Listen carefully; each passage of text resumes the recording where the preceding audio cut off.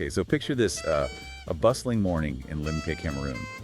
The air's like alive with activity. The market's just brimming with vibrant colors and these enticing smells. And that's where we find Sango, our protagonist.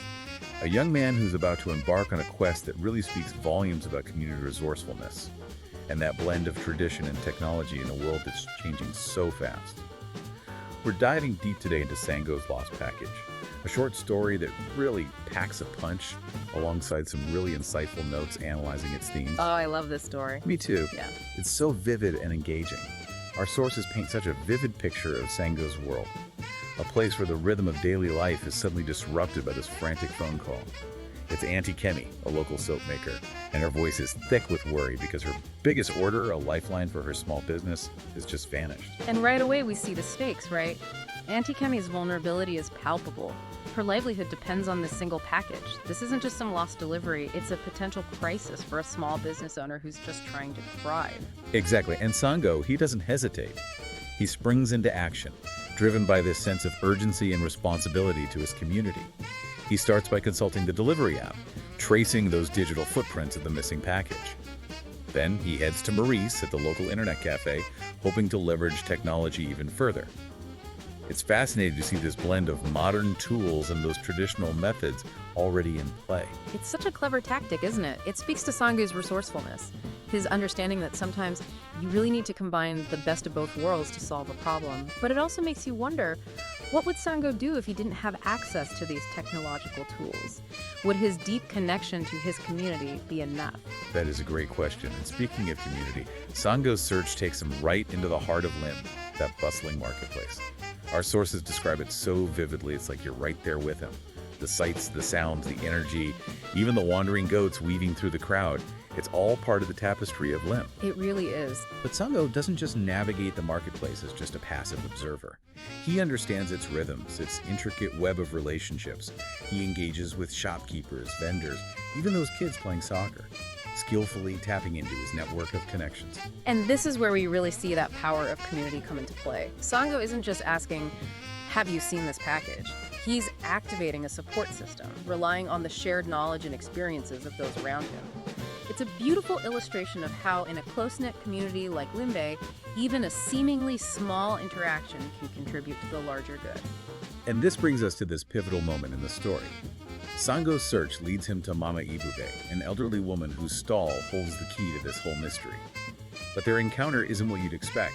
It's not a simple exchange of money for the package. No, instead we see a tradition rarely found in our fast-paced digital world, bartering. Mama Ibube requests something far more valuable than money, Sango's time and labor. He spends hours meticulously organizing her stall, earning her trust, and ultimately the package. This act of service, respecting elders, honoring tradition, it speaks volumes about Sango's character. He doesn't take shortcuts. He understands that importance of building those relationships and giving back to his community. But now, with that package finally in hand, a new challenge arises. Time. The tension definitely ratchets up. Will Sango be able to deliver the package to Auntie Kemi before it's too late? This is where the story takes a thrilling turn, and we see another layer of that community support come into play. So Sango, he reaches out to his friend, Femi, and Femi, he's got these connections in the transport business. Of course. It's a real race against time now to get that package onto a bus that's headed for Douala. Yeah, Douala. And again, you see just how important Sango's network is, how these personal connections can really make all the difference in these moments of crisis, you know? Yeah, it's like a relay race, with each member of the community just passing the baton, contributing their own unique skills and resources to this collective effort. You know, the story doesn't tell us how Sango and Femi are feeling at this moment, but I can just imagine the mix of anxiety and determination on their faces as they're working together, knowing that Auntie Kemi's livelihood hangs in the balance. It's a beautiful example of shared responsibility. It is. And, as that bus pulls away, carrying Auntie Kemi's precious cargo, I bet you're on the edge of your seat just wondering if it will arrive in time. Oh, absolutely. And this is where the narrative really shines, It allows us to experience the suspense, the uncertainty, right alongside Sango and Auntie Kemi. We're so invested in their success. hoping against hope that their efforts won't be in vain. That's the power of storytelling. Yeah. It invites us to step into somebody else's shoes, to really feel their triumphs, their struggles as our own. Right. And in this case, the story doesn't disappoint. The package, it arrives in Douala just in time. Auntie Kemi's business is saved, and a collective sigh of relief just washes over Limbe. I can just imagine it. It's more than a happy ending, though, right? Right. It's a testament to the resilience of a community that came together to support one of their own.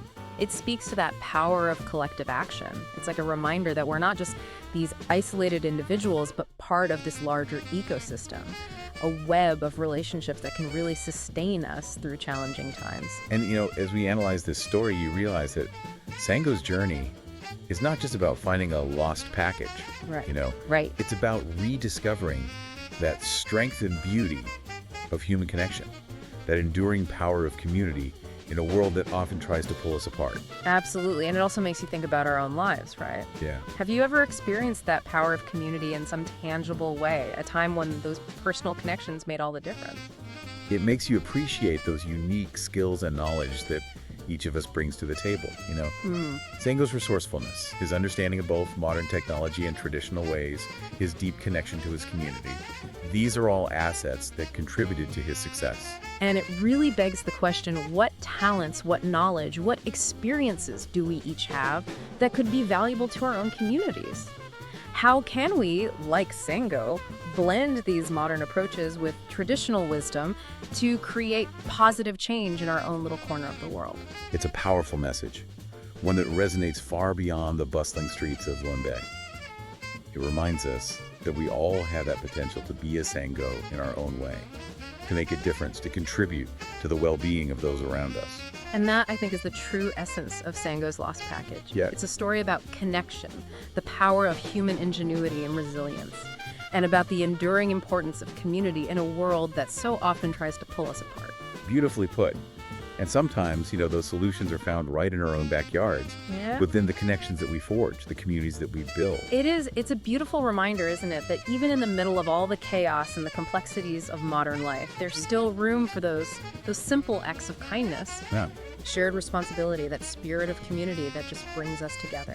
And that's what makes Sango's Lost Package such a compelling story. Yeah. It's not just a tale of, a lost package.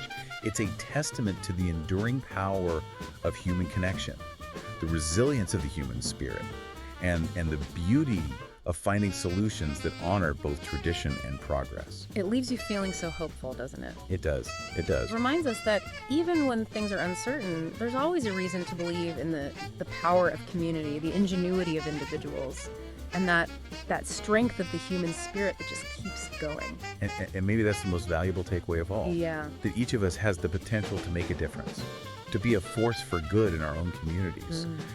We might not all face a lost package crisis, but we all have opportunities to extend a helping hand, to share our unique skills and knowledge, to contribute to a world that's more connected, more compassionate, and more resilient. So as we leave Limbe, let's take that resourcefulness, that sense of community, and that belief in the power of human connection with us. Let's do that. Let's be inspired by Sango to embrace tradition and new ideas, to build real connections with people, and to create positive change right where we are. Because ultimately, Sango's Lost Package reminds us that the greatest treasures often aren't material possessions. Right. They're the bonds that we make with each other. Yeah. The shared experiences that really shape our lives. And that's